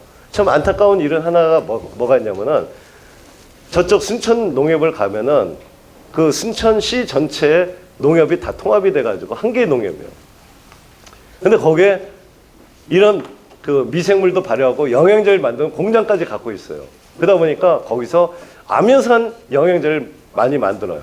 그래서 조합원들한테 거의 공짜로 다 줘버려요. 그러다 보니까 사람들이 복숭아 할 때마다 아미노산만 들은 영양제를 쓰다 보니까 전부 다 회성병에 다 걸려버렸어요. 여름에 다 물러져 버렸어요. 자, 그런 식으로 우리가 영양물질의 경우에서도 쓰는 타이밍을 잘 맞추는 작업을 하셔야 됩니다. 착각이 때 그 청공병을 방제하는 거. 자, 여기에 어떻게 보면 복숭아의 그 사활이 걸려 있다고 봐도 됩니다. 근데 그 청공병은 약간 저온성에서 생기는 세균병인데요. 실제로는 9월 말 정도에 다시 또 번집니다. 구멍이 뚫릴 정도로 되는 것은 거의 10월달 상중순에 청공병 피해가 그렇게 많이 나옵니다. 그렇게 좀 많이 보셨죠? 가을에 많이 구멍이 뚫리죠? 자, 그렇게 돼서 그 이파리가 땅에 떨어지게 되면은 그러면은 다시 봄에 올라오는 거예요. 비가 왔을 때 튀겨가지고. 그래서 지금이 청공병 방제에서는 우리가 이파리가 떨어지기 직전에 붙어있는 상태에서 매달린 상태에서 청공병 약을 치는 거예요. 그것도 항생제로. 그것을 우리가 그 아까 은나노크린으로 하는 방법이 하나가 있고 다음에 네오브로도 가지고 하는 방법이 두 가지 그렇게 응용을 해서 우리가 월동전에 방제를 한 번 더 한다고 생각하시면은 방제가가 상당히 높아지게 되어 있습니다. 그리고 여기 그 복숭아 착가가 상당히 예쁘게 잘 됐죠. 이 상태에서 지금 보게 되면 이파리가 약간은 요 진한 녹색을 요 상태는 띄워야 됩니다. 만약에 요때 뿌리가 나쁘게 되면은 이파리가 왠지 노란색을 띠면서 제대로 피어나지 못하는 경우가 되게 많습니다. 그렇게 되면은 이때 날짜를 다 잡아먹어요. 그리고 피어나지 못합니다. 그 이유는 뭐냐? 첫 번째, 붕소가 없을 때 그래요. 붕소가 없으면은 그 시점에 잔뿌리가 없다 보니까 이런 신초라든가 이파리를 구성을 하는 마그네슘이 됐든 칼슘이 됐든 붕소를 흡수를 못하기 때문에 그렇습니다. 어떤 집에서는 이게 쭉쭉 뻗는 거 보고서 야 이거 세력도 강하고 잘 키웠다 하겠지만 절대 그렇지가 않습니다. 그 시점에 바로 미세근이 끊임없이 나와가지고서 그 미세근이 5월 말에서 6월 초에 최대한 빨리 나오게 우리가 만들어주는 작업을 해가지고서 우리가 뿌리가 여러 가지 다양한 미량 성분을 골고루 흡수를 할 수 있도록 해줘야 됩니다. 그런 점에서 이 시점에 조금만 이파리가 좀 더 윤기가 나면서 조금만 더 퍼지게끔만 만들면은 더 좋게 되고요. 지금 이게 청공병이 찍힌 겁니다. 일하러 오신 분들은 이걸 잘 구별을 못 합니다. 그렇기 때문에 항상 저런 것을 저 부분을 사진을 찍어 가지고서 좀 더 보여주면서 잘 적과할 때 골라내라고 해야 되고요. 다음에 이거는 노린재입니다. 노린재가 찍게 되면은 요 부분이 코르크처럼 있잖아요. 시커멓게 변해가지고 크질 못하고 옆엔 크다 보니까 찌그러들어요. 근데 최근에 노린재가 되게 심해지고 있습니다. 노린재가. 그래서 우리가 노린재 전문약을 제대로 구하는 게 좋습니다. 근데 이때가 되게 되면은 우리가 면충서부터 깍지벌레서부터 시작을 해서 나방에 대한 거, 심식나방, 또 순나방까지 뭐 별난 벌레들이 다 덤비기 때문에 그때는 종합적인 그 살충 성분을 갖고 있는 그런 추천 약재를 제대로 쓰는 것이 되게 중요합니다. 그래서 하나로 아까 여기는 모두 싹이지만은 우리가 이쪽에서 제가 공급을 하는 것은 하나로 충을 싹 없앤다 그래서 하나로 충싹이 공급이 되고 있습니다. 이게. 자, 이거는 쌍자가는 우리가 배가 두 개가 있는 거고요. 쌍배가는 요 속에 또 하나가 또 있습니다. 너무 동그란 것은 좋은 게 아닙니다. 그래서 적과 작업은 있잖아요. 계속 강조를 합니다. 적과. 그래서 저는 우리 오신 우리 남성분들께서는 사실은 적과 가위를 잘 골라줘야 됩니다. 가서 보게 되면은 그 철문점에서 파는 거 그냥 녹 쓰는 거 그걸로 하게 되면은 일이 속도가 안 나오게 되고 그러고서 이게 막 그 자를 때 짓물러지면서 병이 많이 번지게 되어 있습니다. 그래서 요새는 우리가 적과 전용으로 알루미늄으로 돼가지고 가벼우면서 손잡이가 좋으면서 피곤하지 않게 아주 좀 끝이 가늘고 길면서 튼튼한 그런 적과 가위가 좋은 게 많이 나오고 있습니다. 그래서 그거를 항상 갖고 다니면서 보이는 대로 적과를 하는 것이 그게 복숭아의 기본이 되고요. 그 사이에 그 별거 아닌 것 같지만은 어린 열매들이 엄청나게 많은 그 에너지하고 이런 미량성을 빼앗아가고 있는데 적과를 하면 그게 다 떨어뜨려야 되는 것이죠. 그래서 그것이 너무 늦게 하는 것보다는 조금이라도 꾸준하게 해가지고서 영양 소비를 적게 하는 것이 복숭아 뿌리를 키우는 길이에요. 제가 볼 때는 복숭아 뿌리는 5월 말까지 키워야 됩니다. 우리가 5월 달에 들어가면은 낮에 30도까지 올라오긴 올라요. 그렇지만은 실제로는 밤의 온도는 더 떨어집니다. 그래가지고서 지온이 아직 회복이 안 돼요. 그때까지는 뿌리가 아직은 어린애들하고 똑같아요. 그때까지는 보호를 해줘야 됩니다. 그래서 우리가 보통 봉지를 우리가 만생종은 6월 5일 정도에 씌우기 때문에 봉지 씌우기 전까지 우리가 관리를 잘 해주는 작업을 해야 됩니다. 그래서 이 적과 작업의 효과는 엄청나다는 거, 한 달 동안에 세포 숫자가 늘어난 것이 나중에 크는 거기 때문에 이때 만약에 숫자를 못 늘리면은 하나하나가 너무 커져가지고서 금방 물르게 되어 있습니다. 자, 이럴 때 우리가 좀 더 만약에 우리가 무리수를 해가지고 야 이거 안 되겠는데 너무 작아서 그래서 좀 더 추비를 줄 것 같다 그럴 때는 우리가 물도 꾸준히 주는 게 좋죠. 그 상태에서 꼭 칼슘을 복숭아에 줘야 됩니다.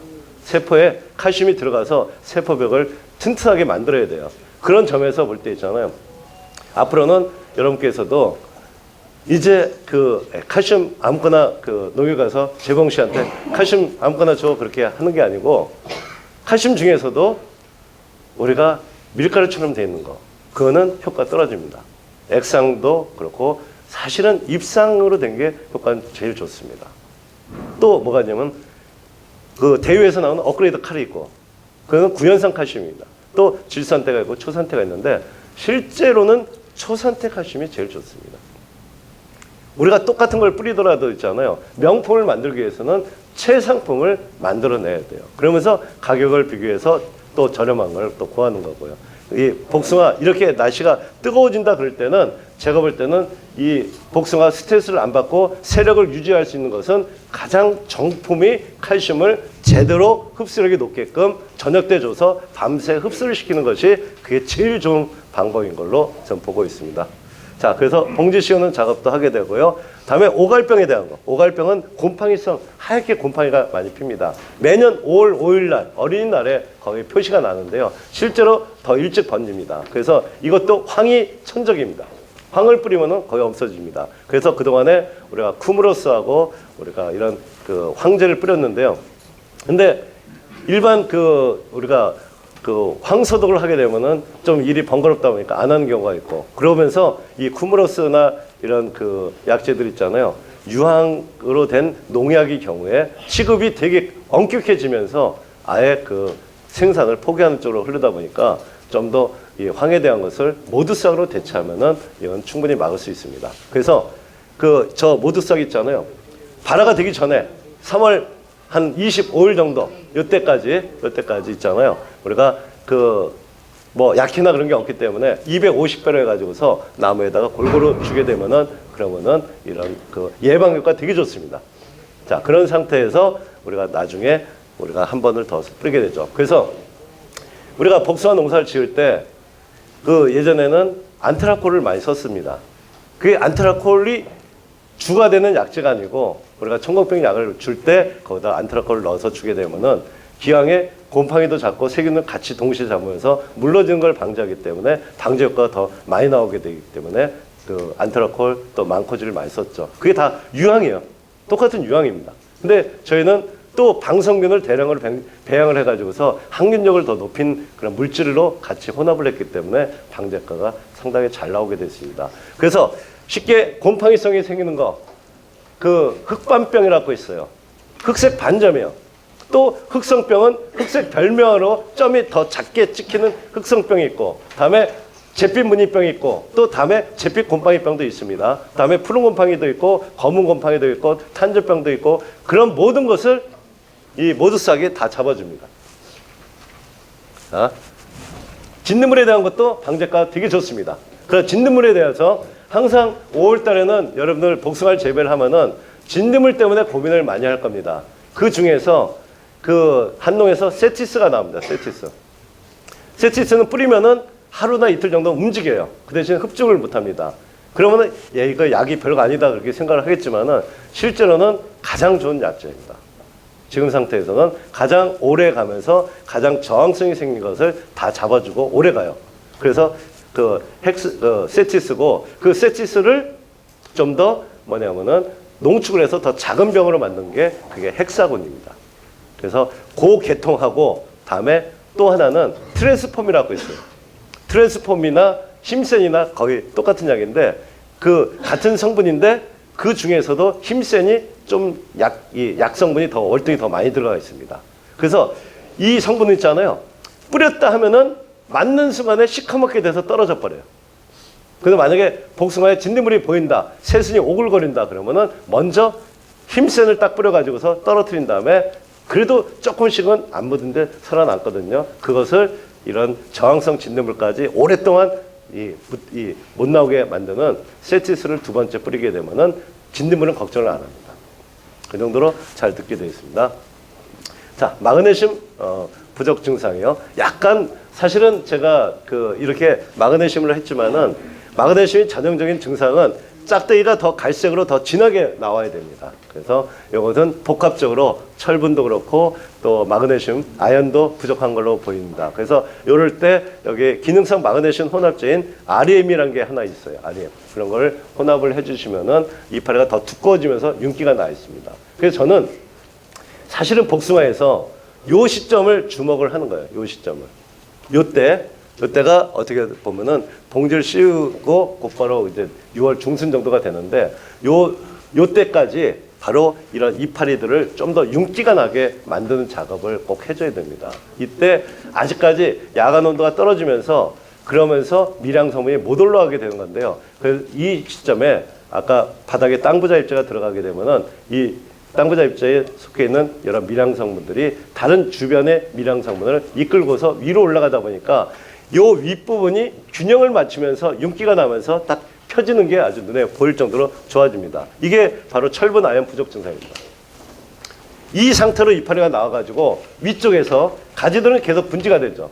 그래서 모든 그 사람도 그렇고 이 생물들도 있잖아요. 가지가 분지돼서 새로운 세포가 생길 때는 그쪽으로 철분하고 아연이 꼭 들어가야 돼요. 그게 안 들어가면 이파리가 노래지면서 기능을 잃어버려요. 이때 여기서 시간을 잡아먹고 순은 나오는데 순들이 다 연약하게 길어져 버리게 되면은 나중에 수영 잡는데 되게 엉망이 됩니다. 바로 이럴 때 이런 다량의 기능성인 미량 성분을 골고루 갖고 있는 영양제를 선택을 해가지고서 우리가 연면 살포를 하게 되면은 이 장애를 금방 없앨 수가 있습니다. 그걸 알가톤 에코라고 그러는 기능성 물질들이 있습니다. 자, 깍지벌레에 대한 거. 깍지는 있잖아요. 여기 6월 하순이라고 그랬어요. 근데 과수원에 점점 많아지고 있습니다. 깍지는 4월 말일 기준 해가지고서 그때 팬텀이 꼭 들어가야 됩니다. 팬텀 살충제죠. 자, 그런 상태에서 우리가 6월 중하순 정도에 우리가 또 발생을 하고 어린 그 알을 낳습니다. 그래서 얘들을 성충을 잡으려고 그러면 절대 못 잡아요.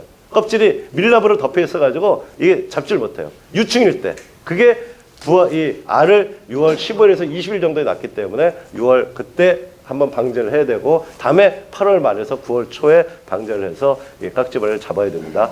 다음에 노린재입니다. 이 노린재가 봄에 5월달 향하고 8월달 향하고 두 가지예요. 그때 나옵니다. 얘들도 뭐냐면 과일이 아주 연할 때 아니면 과일이 익어서 부드러워지기 시작할 때 그때를 맞춰가지고 나오게 되는데 점점 노린재 피해가 너무 심각할 정도로 많아지고 있습니다. 논에 먹노린재 피해가 많아지는 거 봐봐요. 이 과선도 똑같습니다. 그래서 한번 뿌렸을 때 확실하게 방제를 해야 되는데요. 다만 여러분께서 노린재를 위주로 해서 뿌린다 그럴 때는 뿌리는 시간대를 반드시 아침 일찍 뿌려야 됩니다. 노린재는 아침에 이슬을 마르기 전까지는 꼼짝도 못하고 움직이지도 못하고 약을 뿌리면 그대로 하는데 이슬만 말랐다 그러면은 그 다음부터는 사람들 발자국 소리만 들려도 얘들이 날아가고 움직였다가 다시 와버립니다. 방제가 확 떨어집니다. 만약에 논에다가 뿌릴 때도 있잖아요. 얘들은 뿌리려고 그러면은 다 물속으로 떨어져서 숨었다가 다시 올라와요. 그래서 논에 만약 뿌릴 때는 물을 뺀 상태에서 새벽에 뿌려야지만이 먹노린재를 잡을 수가 있습니다. 그래서 여기에 그 아까 하나로 충싹이라고 그러는 것이 이런 노린재에 대한 거 또 이때가 되게 되면은 순나방이 또 많이 나오게 되고 또 다른 벌레들도 많은데요. 그런 것을 잘 잡아주는 작업을 하게 되어 있습니다. 이게 순나방 피해입니다. 순나방이요. 하는 순간에 얘들이 많이 나와 버립니다. 그렇죠? 자, 그렇게 하고 또 이 시점에서 우리가 주의해야 될 것은 이때 5월 이제 점점 날씨가 뜨거워지기 때문에 요때 이제 우리가 청공병 방제를 위해서 우리가 농용신사부터 아그리마이신이라든가 이런 걸 항생제를 뿌리게 되는데 항생제는 있잖아요. 뜨거운 시간대에 뿌리게 되면은 의외로 이파리가 황화가 많이 일어납니다. 황화가. 그래서 뭐 이런 그 다른 약들은 괜찮은데 반드시 항생제 뿌릴 때만큼은 너무 뜨거운 시간대는 꼭 피해줘야 됩니다. 이게 황화가 일어나면은 피어나질 못합니다. 다음에 날개 매미충에 대한 거. 그래서 이 매미충이 이게 하얗게 막 솜털로 덮여 있잖아요. 그런 상태를 그 속에는 벌레가 들어 있어요. 그게 콜로니 상태라고 그러는 그 알 유충 상태인데 그게 갈색 날개 매미충, 선녀벌레, 이런 꽃매미 이런 여러 가지들이 또 면충 거의 다 똑같아요. 그래서 처음엔 구별이 안 돼요. 근데 얘들이 나중에는 각자 자기 모양을 갖춰가면서 흡족을 하고 끓음을 유발시켜서 이 복숭아한테 피해를 되게 많이 줍니다. 복숭아 지백이 달기 때문에 더 많이 달라붙어요. 그래서 이 하나로 충수하게다가 우리가 방제를 해주시면 좋습니다. 이게. 자, 이 갈색 날개 매미충에 끓음 피해를 입은 거고요. 그래서 이렇게 피해를 받고 스트레스를 받다 보면은 그러면은 얘들이 조기 노화가 되면서 이파리가 일찍 떨어지게 되어 있습니다. 그런 것을 우리는 아까 초반에 밝은 작업을 하는 방법, 다음에 영양적인 균형을 맞추는 작업, 그 다음에 이 시기별로 관리하는 것을 통해서 항상 우리가 수확 끝나더라도 이파리가 그래도 제대로 붙어 있게 만들어야 됩니다. 또 가지를 약 45도 정도로 고정을 하고요. 자, 보십시오. 이파리가 이렇게 윤기가 나 있습니다. 초봄에 뿌리가 탄력을 받기 위해서 뻗게 하면은 그 다음에 자기가 알아서 뻗어요. 알아서. 그래서 이파리가 이렇게 균형을 잡히고 윤기가 있게 되는 것이죠. 여기까지 만드는 거예요. 그 다음에 여기서 하나 더. 우리가 이 높이가 높아지게 되면은 위에서 만들어진 영양분이 열매로 가기 위해서 내려오다가 중간에 멈추는 경우가 많아져요. 멈추면은 또 내일도 멈추면은 거기는 가지가 길어지면서 우짜라게 되어 있습니다. 그러면 그늘이 더 많이 져요. 복숭아는 대표적으로 그늘이 지면은 복숭아도 말라 죽게 되고 열매가 안 크는 게 복숭아 나무입니다. 높이를 절대 높이면 안 됩니다. 그런 점에서 이파리에서 만들어진 영양분이 열매 쪽으로 똑고르게 이동을 시키는 명령을 내리는 성분이 있는데 그 성분이 바로 붕소 성분입니다.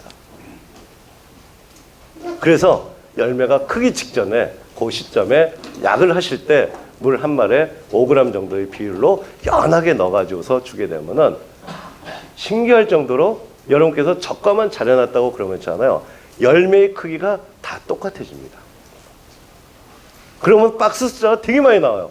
우리 뭐 박스 21개 들어가고 뭐 그렇게 해서 15개만 넘어가면은 가격이 확 떨어져요. 그렇죠?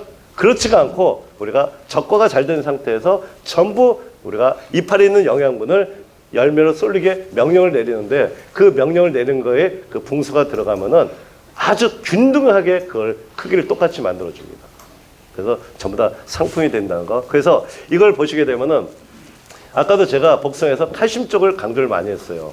제일 흡수가 안 되고 물이 없어도 흡수가 안 되고 물이 많아도 안 되고 그러고서 다음에 질소가 많아도 흡수가 안 되고 또 너무 없어도 흡수가 안 되는 게 칼슘입니다. 뜨거워도 그렇고. 그래서 점점 날씨가 칼슘 이동을 방해를 하다 보니까 조직이 나빠지면서 복숭아가 스트레스를 더 많이 받다 보니까 더 물러지고 병이 많아지는 것 같아요. 그래서 위쪽에서 일을 할 때는 칼슘에 대한 것을 이제는 좀 더 여러분께서 잘 골라가지고서 좀 더 흡수력이 좋은 걸로 해야 되고요. 이 상태에서 여기서 만든 영양분이 이동을 할 때는 요 글씨가 작지만은 여기서는 바로 붕소가 필요하다는 것이 꼭 강조가 되고 있습니다. 그래서 복숭아에서도 명품 복숭아를 만들 때는 이 생육을 조절해주는 그런 그 붕소가 조금씩 들어가는 것이 더 낫다는 것을 강조를 하고요. 헤칼에 대한 거 아까 얘기했고요. 비대기 때 생육 관리하는 모습들입니다. 자, 그래서 지금 여기 보게 되면은 얼룩이 지는 게 이게 또 문제가 돼요. 그렇죠? 그래서 이거는 있잖아요. 예전에는 우리가 6월 달에 다이센이나 망코질을 많이 쳤습니다. 실제로. 그래서 유황으로 소독을 하게 되면 있잖아요. 그러면은 우리가 이런 검은색 곰팡이가 없어요. 근데 그것이 전부 다 생략되고 푸르겐이나 그렇죠. 복숭아 하나 따왔습니다. 집에서 오늘 하나 따갖고 왔어요. 근데 여기서 시커멓게 되는 게 우리가 보게 되면은 과수원의 창고 같은 데 보게 되면은 이 박스를 그 물 묻은 박스를 들추게 되면은 그 밑에서 검은색 곰팡이들이 되게 많습니다. 그런 게 이런 그 부유 떠다니다가 이 털에 묻게 되면 거기서 증식을 하는 거예요. 습도가 높을 때 여름에 많이 생겨요. 실제로 6월 달서부터 그게 생기는데 그 시점에 봉지를 씌우고 나서 한 번 정도는 유황계통을 주는 게 좋습니다. 또 아니면은 우리 여기 모두싹 가지고 주게 되면은 그 증상이 없어져요. 복숭아에서 시커멓게 얼룩을 주게 하는 열매가 됐던 우리가 이런 것을 전부 다 없애주게 되고요. 이걸 할 때 있잖아요. 또 고온 성숙기 때 그 여러 가지 미량섬이 많이 필요할 때 있잖아요. 여기 나오는 알마니라고 그런 게 있어요. 알마니는 당도하고 습기하고 비대 이걸 동시에 하기 때문에 이 알마니하고 우리가 그 모두싹을 치게 되면은 아주 깨끗하게 좋은 물건을 만들 수 있습니다. 이게. 자, 그래서 이게 그 착색 초기의 모습입니다. 그러면은 복숭아는 착색이 되면서 비대가 되게 빠르면서 부피 생장을 금방금방 해요. 부쩍부쩍 큰다는 얘기가 나와요. 거기다가 비까지 내리고 그러면은 뭐 엄청 큽니다. 이럴 때, 야, 눈에 봐서 너무 하루가 다르게 클 때, 이 순간에 걱정을 해야 될 거는 칼슘이 따라가게 해야 돼요. 칼슘은 이게 느리고 아주 군뱅이처럼 아주 너무 느려가지고 복숭아는 여러 가지로 크는데 이때 칼슘이 못 따라가게 되면은 복숭아는 물러지게 돼 있어요. 그리고 우리는 이때 뭐 황복숭이 됐던 여러 가지 비대제를 많이 치게 되는데 끝까지 비대제를 치는 경우가 많습니다. 근데 이렇게 클 때 그 순간에는 항상 고순도의 칼슘을 생각을 해줘야 돼요. 그리고 저는 그래요. 맨 마지막에는 칼슘 쪽을 쳐야 돼요. 마지막까지 꿀맛이 됐던 뭐 페인팅이 됐던 뭐 컬러링이 됐던 그거보다도 맨 마지막에는 우리가 칼슘을 치고서 그리고 수확을 하는 것이 이 복숭아의 보구력을 높이는 기술이 됩니다. 그리고 또 하나는 복숭아 크는 게 눈에 보일 때 그때 여기 보게 되면은 칼슘이 함유가 되어 있는 비대제가 있어요. 그렇다고 해서 막 여러 가지를 섞어서 뿌리려다 보니까 좀 부담이 되죠. 이럴 때 칼슘이 함유되어 있는 비대제인 프로텐이라고 그런 것을 모두싹하고 섞어서 뿌리게 되면은 그러면 효과 좋습니다. 다만 요걸 뿌릴 때는 요 순간에는 일반 모두싹이 아니고 4종 모두싹을 주게 되면은 저 4종 모두싹에는 뿌리를 튼튼하게 하면서 세포를 분열을 더 활성화시키는 아연이 들어가 있어요. 얼마나 이게 뿌리에 좋으냐면은 여러분께서 논에다가 제초제를 뿌렸는데 모는 많이 죽고 이게 남는 게 없어요. 그 순간에 우리가 선택하는 방법은 논에다가 아연 입자를 갖다가 딱 뿌리게 되면은 벼가 쫙 올라옵니다. 그 정도로 세포 분열과 뿌리 발생에 그렇게 도움이 됩니다. 그 아연이 진짜 많이 들어가 있어요. 거기에 붕소하고 또 칼슘하고 마그네슘하고 여러 가지가 복합적으로 많이 들어가 있습니다. 그래서 그 4종 모두싹하고 이 프로텐하고 같이 주게 되면은 아주 궁합이 딱 맞게 돼 있고요. 그렇게 되면은 많은 그 열매를 우리가 그 매달 수가 있습니다. 다만 우리가 볼 때도 좀 너무 많아 보이죠. 그렇죠? 많아 보입니다. 왜 그러냐면은 이때는 우리가 8월 달로 중순으로 넘어간 상태인데요. 실제로 꽃눈은 가지에서 7월 말에 생겨가지고서 8월부터 서서히 발육을 하는데 그 순간에 열매가 또 너무 많게 되면은 발육이 확실히 약해집니다. 그래서 항상 한 해 좋으면은 다음 해가 그 나쁜 해거리가 유지가 되는 건데 우리 입장에서는 항상 매년 똑같이 좋은 물건을 좀 많이 수확을 하는 부분들이 되게 필요하죠. 그래서 우리는 이런 부분들 있잖아요. 이파리를 더 튼튼하게 만들고 다음에 아까 뿌리 관리를 통해 가지고서 약간 착과가 많더라도 유지가 되게끔 하는 작업을 해줘야 되는 것입니다. 이때 적절한 추비 시험과 더불어서 이때가 되면은 황산가리를 좀 넣어줘야 됩니다. 황산가리가 얹게 되면은 이파리 가해가 약간 갈색으로 조금 변해요.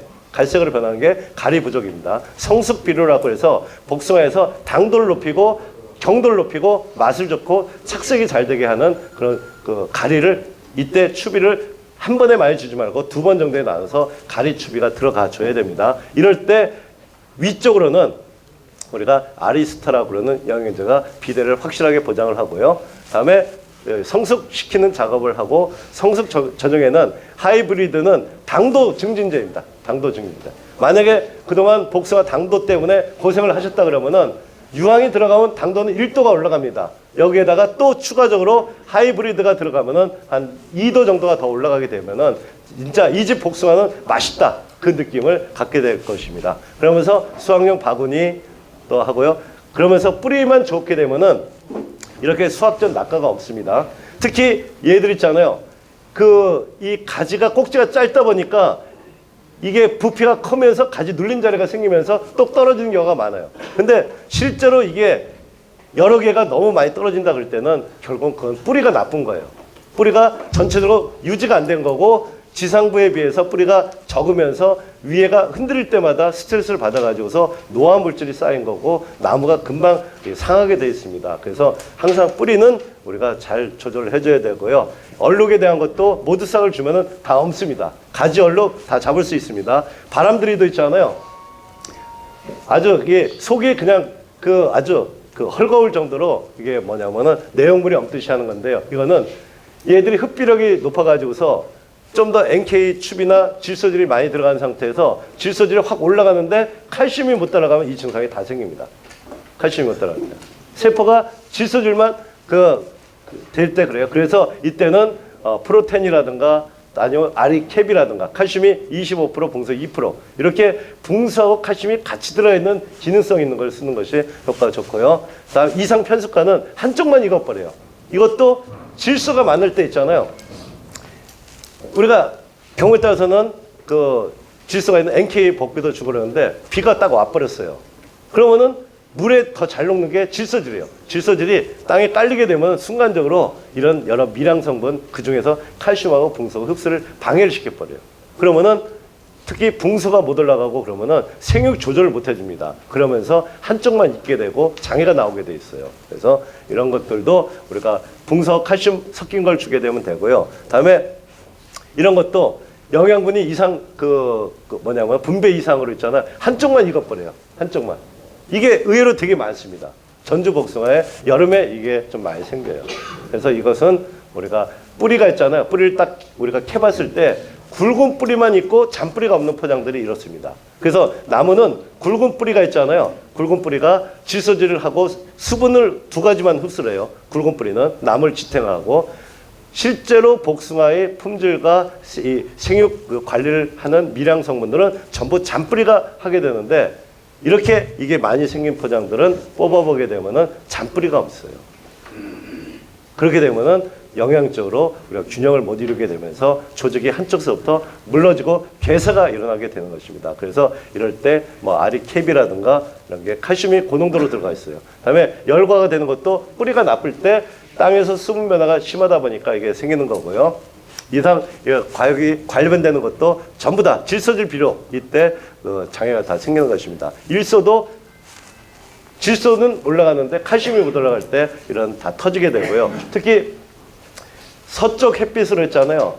저녁 때까지 햇빛을 서쪽에서 받는 포장에서 전정을 했을 때 이쪽에 가지가 없어서 이파리가 가려주지 못하게 되면은 그러면은 저 증상이 심합니다. 저런 포장일수록 뿌리 관리하고 칼슘을 더 주는 작업을 해야 됩니다. 이게. 자, 이게 수지 증상입니다. 다 삐져나온 게 세포에서 다 빠져서 올라오는 거예요. 이게 질소질 비료를 너무 좋아하시는 분, 또 너무 속효성인 걸 너무 좋아하시는 분들이 이게 세포가 뭔가 자기 견디지 못하고서 세포질이 빠지는 것입니다. 그래서 붕소를 주고 그러고서 중간에 칼슘을 연면살포해 주면은 많이 고칠 수 있고요. 줄기 터지는 것도 뿌리가 나쁠 때, 또 수확을 한 다음에는 얘들이 아주 한 번에 수확을 못 해요. 특히 만생종은 한 3번, 4번을 해야지 수확을 합니다. 그 기간이 길어져요. 그렇게 되면은 기진맥진해서 막바지까지 끌고 왔는데 그 기간이 길어지다 보니까 얘들이 힘을 너무 많이 들어요. 그래서 그 순간에는 수확이 다 끝난 상태에서는 끝나자마자 한 번 정도는 약간의 아미노산이 들어가 있는 기능성 있는 그런 영양제하고 연면살포를 해서 수세를 회복시킨 다음에 가을 추비를 있잖아요. 살짝을 주는 작업을 해야 됩니다. 감사 비료를 주는 작업을 해야 돼요. 자, 병충해에 대해서 월동우 유황 제품을 그동안 많이 썼는데 저희 모두싹 가지고 한 3월 25일 그때까지 발화가 되기 직전까지 우리가 250배로 주게 되면은 어지간한 병에 대한 거, 응애라든가 충해에 대한 것까지 똑같이 방제가 들어가고요. 이 천공병 다발생 포장들입니다. 그래서 우리가 사질토양이라든가 또 물이 많고 상대적으로 뿌리가 못 뻗었을 때 잔뿌리가 없는 포장들은 질소질이 많을 때는 무조건 천공병이 걸립니다. 그걸 잡아요. 뿌리만 제대로 키우면은 병이 없어요. 그래서 자, 그렇게 이 천공병이 되게 무서운 겁니다. 천공병에 대한 거 이 가지 끝에도 나오고 다 이렇게 나옵니다. 그래서 그동안에 있잖아요. 천공병을 있잖아요. 바리문들을 많이 뿌렸어요. 바리문. 그렇죠? 실제로 충북 쪽에서는 500ml짜리 바리문을 많이 뿌렸습니다. 그래서 그것을 복숭아 천공병에 입상 형태로 해서 등록을 한 게 영일 스마트입니다. 영일 스마트는 바리문이 입상서화제라고 보시면 돼요. 그래서 문고병 약으로 알고 있지만 실제로는 항생제입니다. 그래서 그것이 어떻게 보면은 약효균이 제일 없으면서 가장 일찍 뿌릴 수 있는 제가 볼 때는 이런 항생제로 보시면 돼요. 천공병. 자, 그런 상태에서 여기 보게 되면은 모두싹하고 은나노크린을 있잖아요. 살균에 대한 거 곰팡이하고 세균을 동시에 잡아줍니다. 그래서 우리가 모두싹하고 은나노크린을 혼합을 해서 주게 되면은 이런 아까 뭐냐면은 이 천공병에 대한 거하고 똑같이 같이 다 잡을 수 있어요. 오갈병도 잡을 수 있고 검은점 무늬병은 검은점이 이 넓게 퍼지는 것입니다. 이게 점이 더 정확하게 찍히는 것은 흑성병이라고 그래요. 그것까지 뭐 다 잡을 수 있습니다. 이게. 자, 제피무늬병에 대한 것도 또 똑같이 다 잡을 수 있고 이 제피무늬병입니다. 만약에 이것도 유황 제품으로 잘 잡는데 만약에 일반 제품으로 잡는다 그럴 때는 최근에 복숭아에 등록된 게 선두주자가 있어요. 선두주자 그런 약재 다음에 여기서는 카디스 롱케어, 카브레이 이런 겁니다. 그래서 만약에 여러분께서 복숭아에서 병이 됐든 충이 됐든 문제가 심각하다. 그러면은 모두싹이나 은나노크린으로 다 된다. 그렇게는 아니고요. 경우에 따라서 좀 심각할 때, 그때는 전문 약재 가지고서 하나를 섞어서 뿌리는데, 자, 추천하는 게 있잖아요. 추천. 일반 곰팡이 약에서는 모두싹에다가 예방적으로 할 때는 카디스입니다. 카디스. 예방적으로 카디스가 제일 낫습니다. 뭐 균핵에 대한 거, 제피 무늬병에 대한 거 그런 걸 잘 잡습니다. 그리고 치료를 목적으로 할 때 순간적으로 얘들을 때려잡는다. 그렇게 할 때는 카브리오이가 제일 낫습니다. 카브리오이. 그렇게 잡아주시면 됩니다. 자, 이게 흑성병이고요. 자, 그리고 우리가 모두싹에다가 또 은나노크린을 친환경적으로 하시는 분들은 은나노크린으로 방제를 하면 또 됩니다. 이 탄저병에 대한 것도 은나노크린으로 방제가 되고요. 역병에 대한 건 있잖아요. 역병은 조금 어렵습니다. 우리가 복숭아에는 프론사이드 쪽을 좀 주고 그러는데요. 그 중에서 기능을 갖고 있는 역병 살균제가 이게 스나이더 포인트라고 그런 게 있습니다. 이걸 같이 주면은 역병을 잡을 수 있고요. 또 진드물에 대해서는 우리가 모드싹을 줘도 잘 잡습니다. 응애에 대한 것도 모드싹이 잘 잡습니다.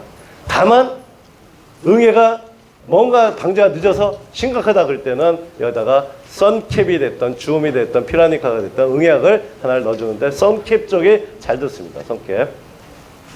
자, 응애 약제 기준이 있고요. 다음에 깍지벌레에 대한 게 있고 그 또 노린재에 대한 게 있습니다. 노린재. 이 노린재를 있잖아요. 이 하나로 충삭이 되게 잘 잡아요. 그래서 보니까 이 하나로 충삭이 여러 벌레를 동시에 잡는데 못 잡는 게 있어요. 응애 쪽하고 응애, 총체 쪽이 조금 약합니다.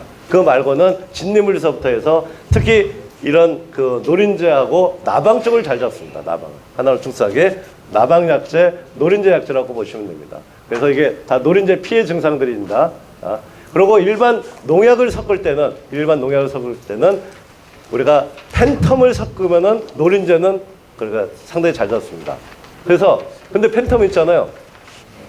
나방이 좀 약해요. 팬텀 성분이. 근데 나방 약재가 우리 명타자가 있습니다. 명타자를 팬텀에다 혼합을 한 게 청실홍실이에요. 그래서 이 복숭아에 생길 수 있는 우리가 면충서부터 시작해서 깍지벌레, 다음에 그 이런 날개 매미충, 다음에 꽃매미, 여치 이런 모든 거에 대해서 나방까지 제가 볼 때는 일반 약을 쓸 때는 청실홍실이 제일 잘 듣습니다. 그 다음에 친환경 약재를 쓸 때는 하나로 충삭을 쓰시면은 거의 다 잡을 걸로 보고 있습니다. 다음에 순나방에 대해서도 우리가 요 하나로 충삭에다가 만약에 뭐 하시면은 나방 전문 약재가 프레바톤이라는 게 있기 때문에 같이 쓰시면 되고요. 다음에 순나방에 대한 거. 이것 때문에도 고민 많이 하시죠. 근데 실제로는 순나방 방제보다도 심식나방 방제가 좀 어려울 걸로 보고 있습니다. 그렇죠? 심식나방은 6월 중순하고 8월 중순 이때 방제를 반드시 잘해야 됩니다. 그래서 이런 그 나방에 대해서 이때 그 밀도가 높아졌을 때는 한 가지 약재로는 좀 어렵기 때문에 우리가 하나로 충삭에다가 나방 약재를 하나 넣어줘서 방제를 하고요. 굴나방, 또 입마리 나방, 또 유리나방 여기도 다 하나로 충삭에 다 들어가고 있습니다. 그 다음에 씨살의 전벌 여기도 들어가게 되고 혹시 있잖아요. 이렇게 그 딱정벌레 때문에 꼭지가 얘들이 요 분을 갉아먹습니다. 그래서 똑똑 떨어져요. 이런 거 보신 적 있나요? 이게 점점 많아지고 있어요. 이게. 근데 아무 약이나 안 듣더라고요. 디밀린 쪽이 잘 들어요. 디밀린이 또 옥타브 또 아니면은 그 하나로 충삭에다가 요 디밀린이나 옥탑을 넣어서 주면은 잡고요. 다음에 갈색나게 매미충입니다. 이것도 하나로 충삭에 잘 잡습니다. 꽃매미도 어제는 잘 잡고요. 또 여치도 잘 잡고 또 이게 선녀벌레입니다. 자, 말은 선녀벌레지만은 이 선녀벌레 때문에 점점 피해가 많이 늘고 있습니다. 그래서 그것을 우리가 방제가가 높은 모두싹하고 하나로 충삭을 혼합해서 뿌리게 되면은 어지간한 이 복숭아 밭에 이런 병충해는 다 잡을 걸로 다 보고 있습니다. 그래서 이게 사실은 잘 안 보이지만 이게 방제력이에요. 방제력.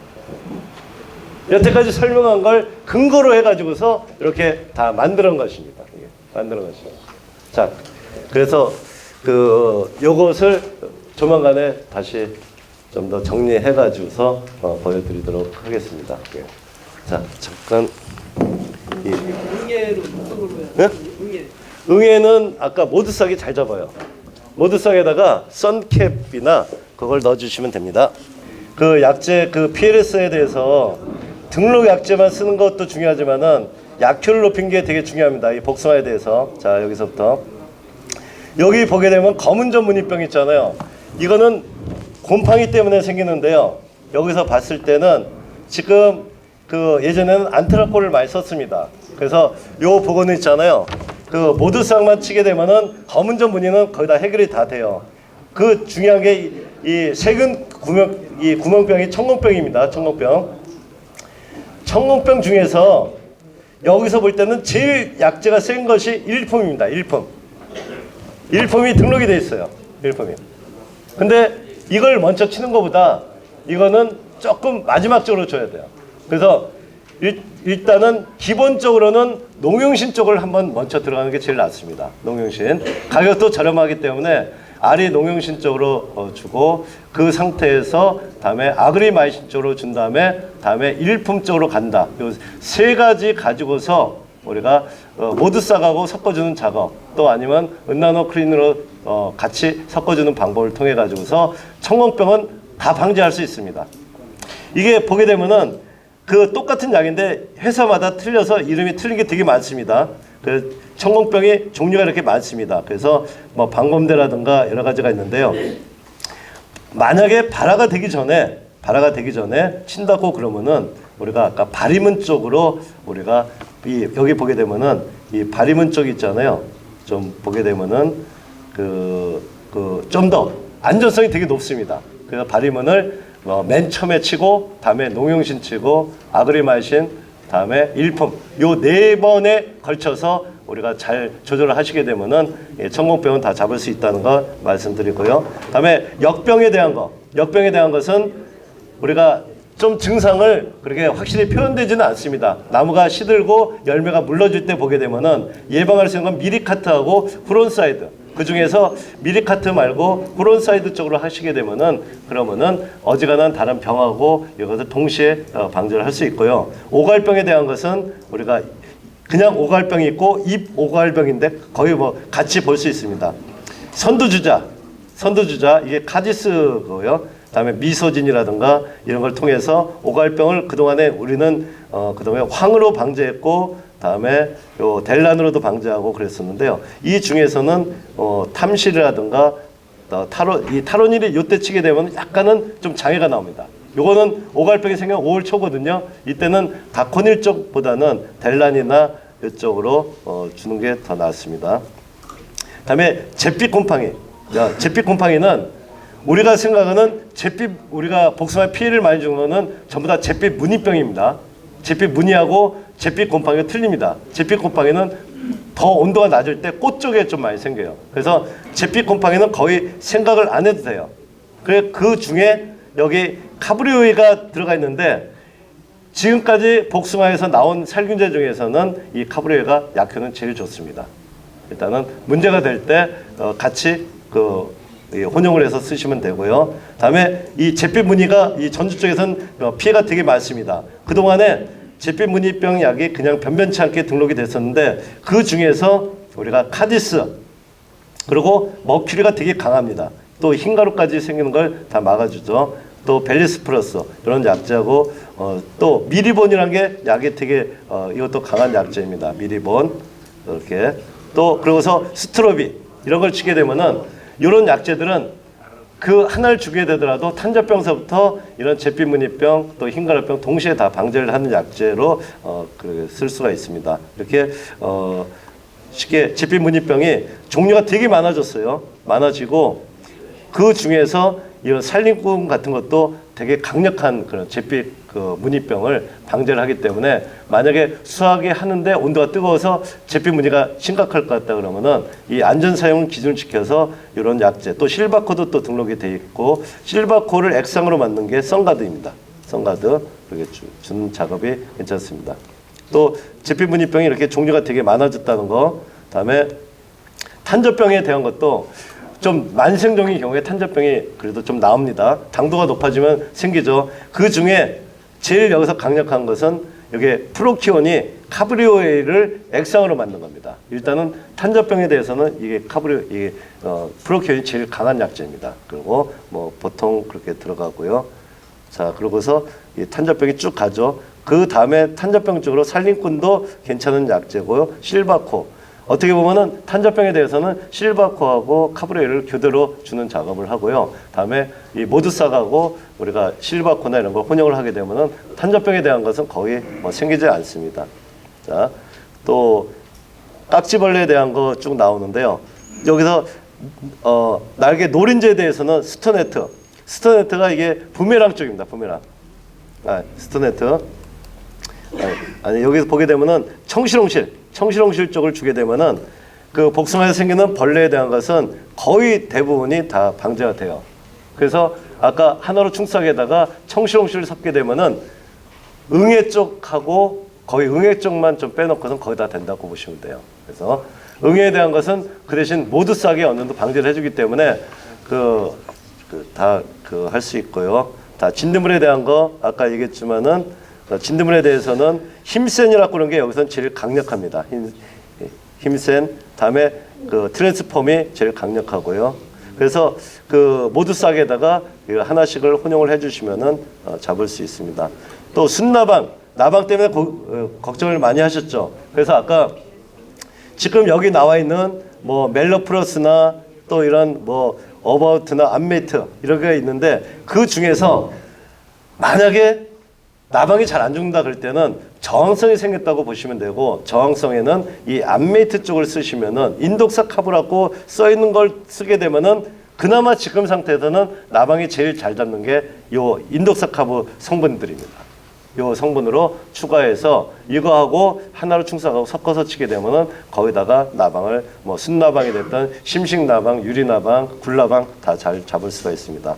또 순나방에 대한 것도 종류가 이렇게 여러 가지 나오고요. 자, 다음에 심식나방에 대한 것도 잘 잡습니다. 여기서 또 나방에 대해서 하나 추천할 것은 그동안 알타코아도 잘 잡습니다. 근데 알타코아보다 단가가 저렴한 게 같은 성분인데 이 프레바톤이 좀 잘 듣게 되고 그러고서 토리치라고 그런 것이 요것이 나방 쪽에서는 상당히 잘 잡습니다. 그래서 모두 싹하고 혼용을 해서 치게 되면은 잘 잡습니다. 그게. 자, 그렇게 해서 이런 자료들을 우리가 이렇게 하다 보면 끝이 없는데요. 조금 더 우리가 이런 새로 등록이 된 약재 중에서 좀 뽑아가지고서 가격하고 약효하고 그 적당히 맞는 것을 우리가 골라가지고서 방제가를 높이는 작업을 매뉴얼을 지금보다 더 정확히 짜는 작업을 해야 되겠습니다. 전주 한옥마을 한쪽에 우리 복숭아 나무를 화분으로도 심어가지고서 복숭아 외부에서 오신 분들한테 전주 복숭아의 명품을 알리고 또 거기서 즉석 음식에 대한 것, 음료에 대한 것을 푸딩이 됐던 또 그런 쪽을 판매하는 쪽을 또 선물용으로 복숭아를 갖고 갈 수 있도록 소포장을 판매하는 것 그게 되게 필요하고요. 경우에 따라서는 아예 쟁반하고 칼하고 해서 복숭아를 거기서 직접 깎아서 드시게끔 그렇게 하면은 상당히 좋은 반응을 얻을 거라는 생각을 하고 있습니다. Here we go.